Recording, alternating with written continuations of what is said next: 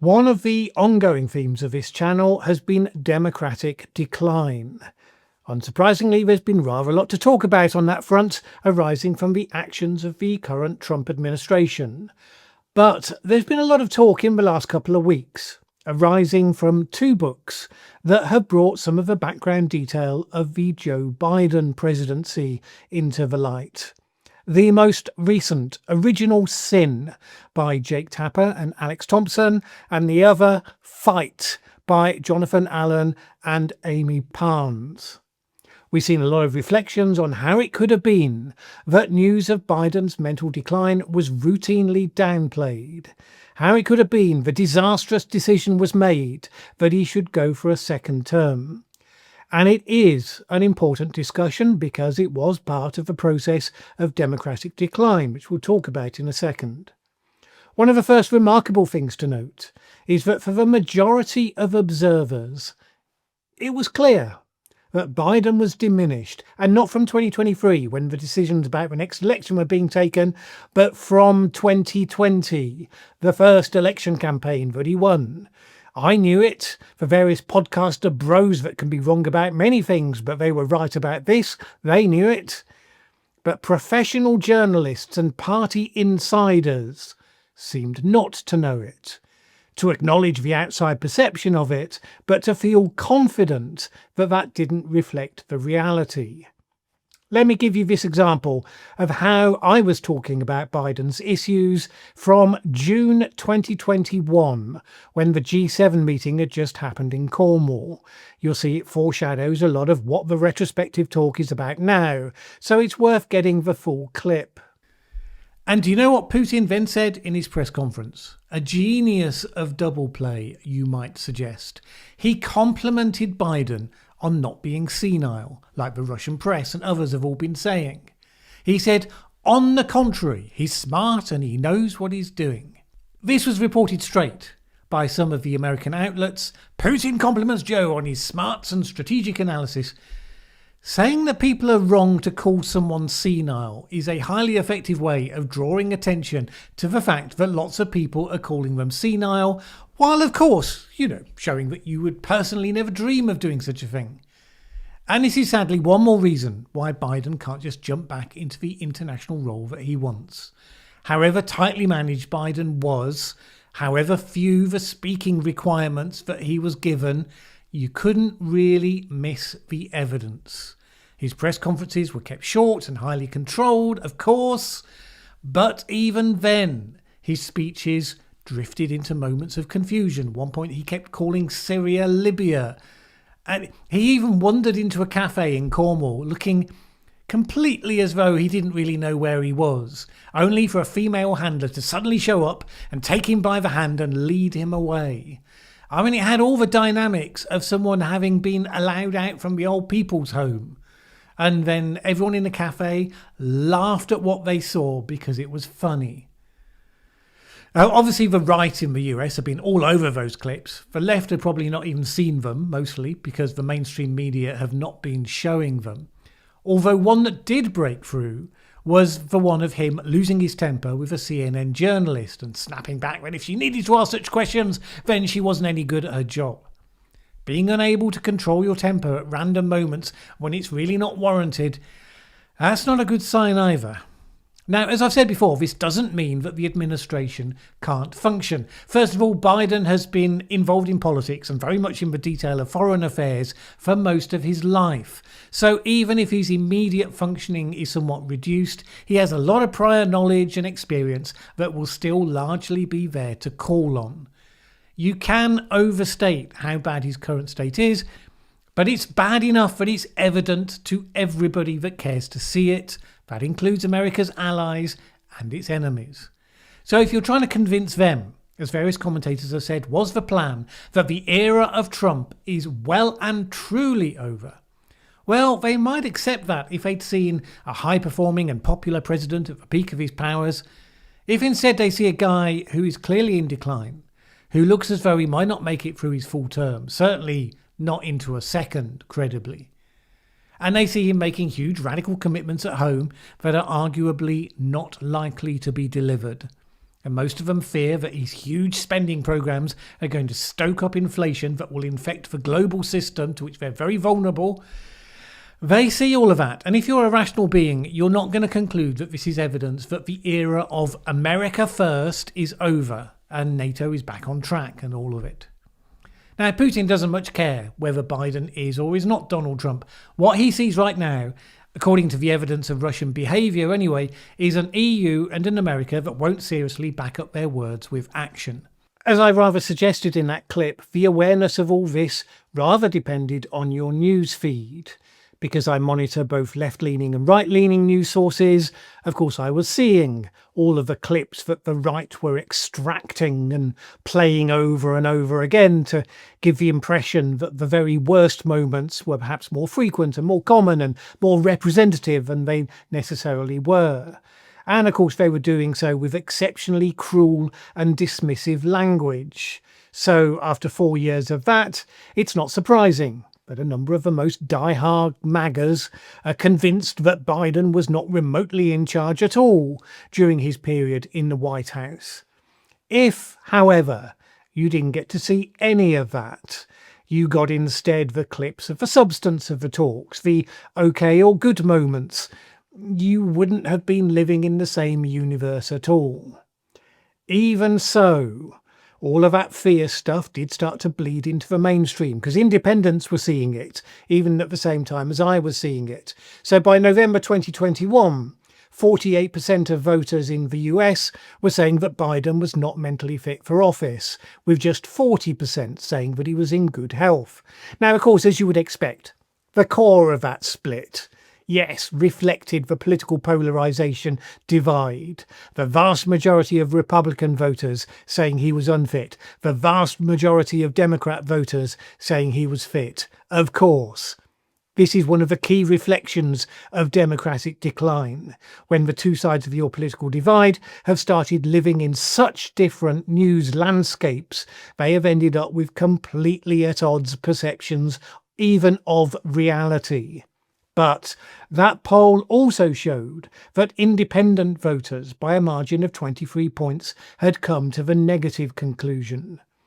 When you have a reality so obvious that all you have to do is to be mildly observant and non-partisan to notice it, and you have a political elite that argues that the opposite is actually true, then yes, that action feeds a disastrous breakdown in trust that comes not just from normal politics, putting the best positive spin on things in a way that we understand always happens, but really just gaslighting.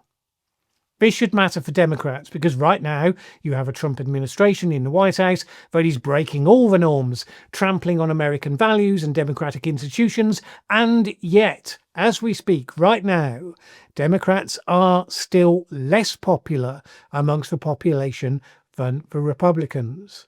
This is why those who have said that Biden's recent unfortunate diagnosis with prostate cancer should mean this sort of conversation should be set aside, that is wrong. Because the conversation isn't about Joe Biden, it's about institutional failure and breach of trust.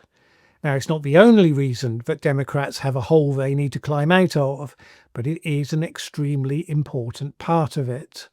Candidate quality used to be one of the things for which political parties were the gatekeepers.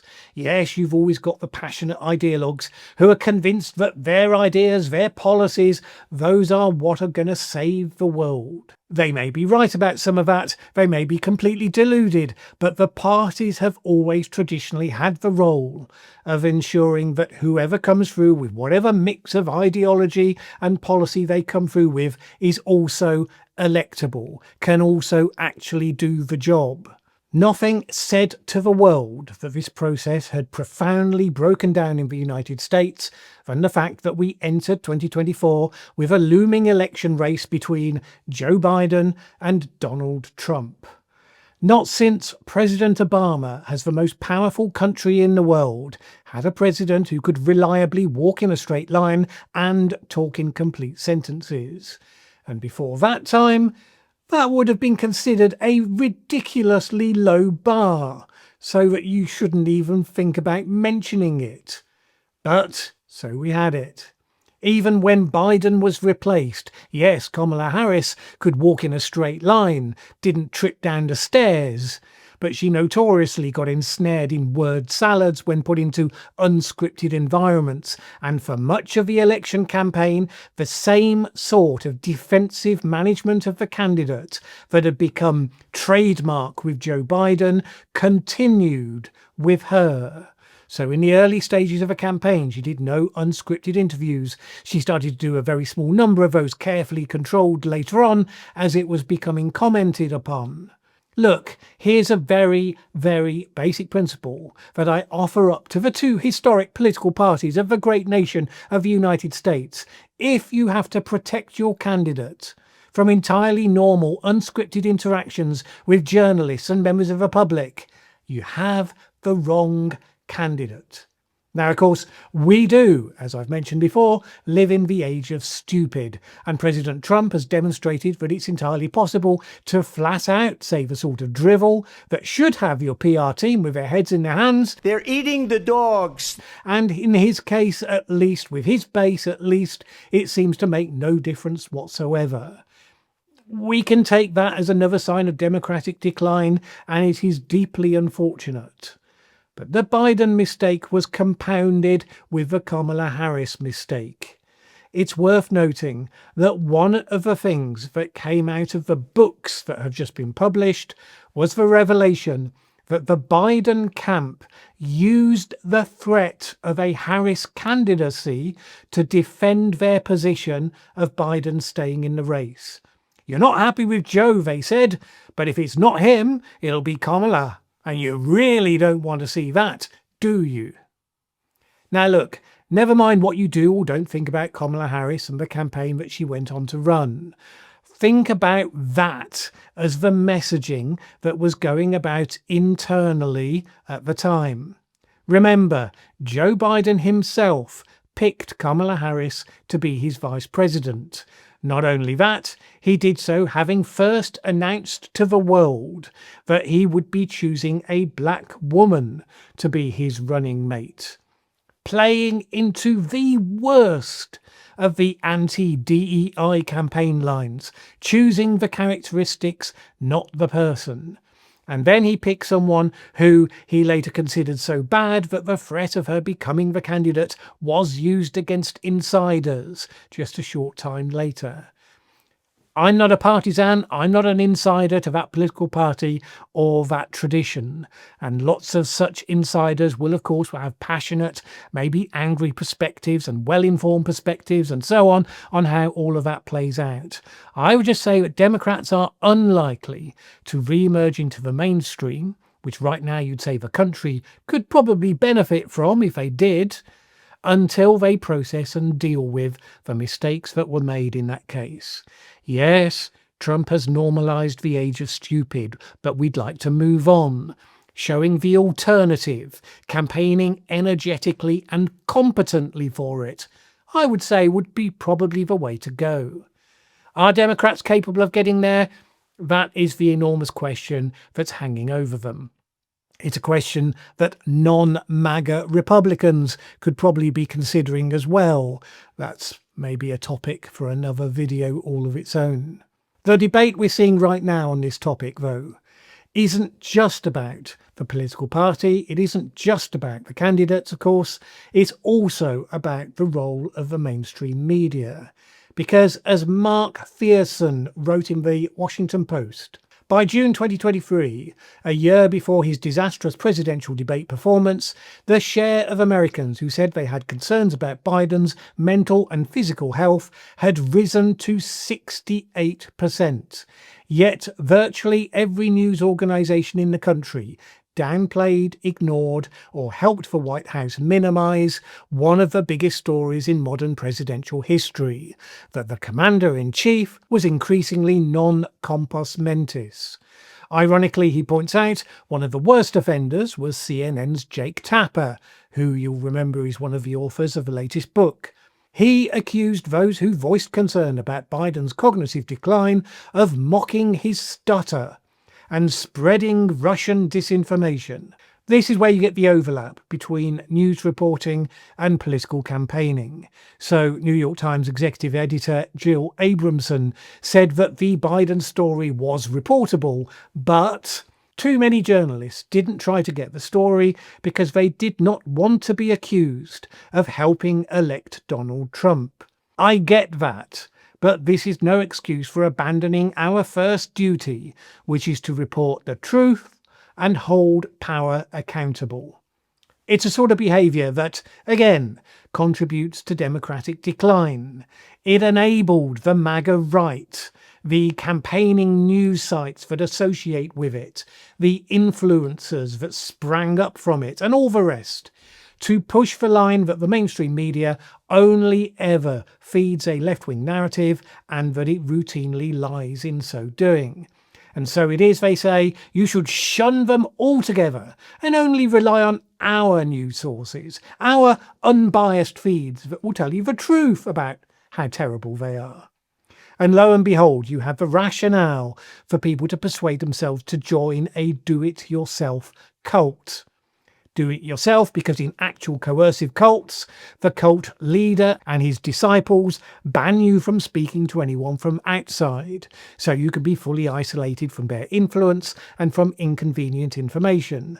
But here, people become persuaded that they should do that to themselves, and then gradually they lose all touch with any facts that contradict or more fully contextualize things that they're being told. That isn't all the fault of the mainstream media, let's be clear.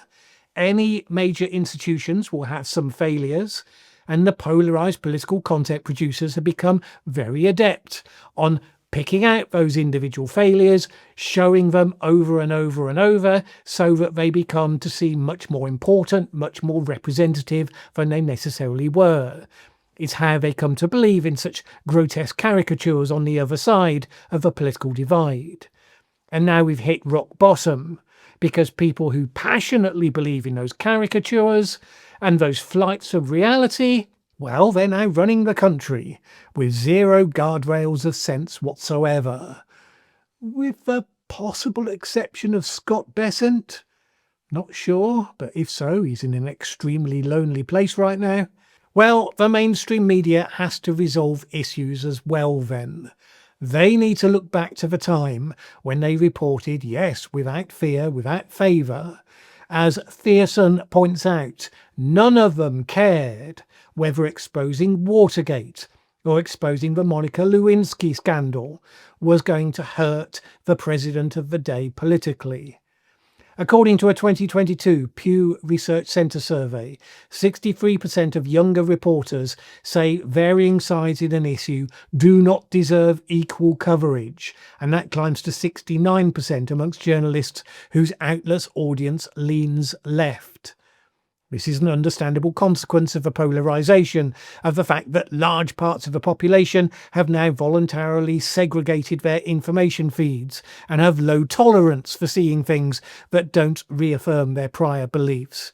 But that is one of the processes of decline. So the question is, how do you break it? How do you start to rebuild a healthier state? One where the population agrees with what constitutes reality broadly, even as they can fully disagree on what they think should be done about it. It's not an easy question, but hiding from it surely won't make it go away.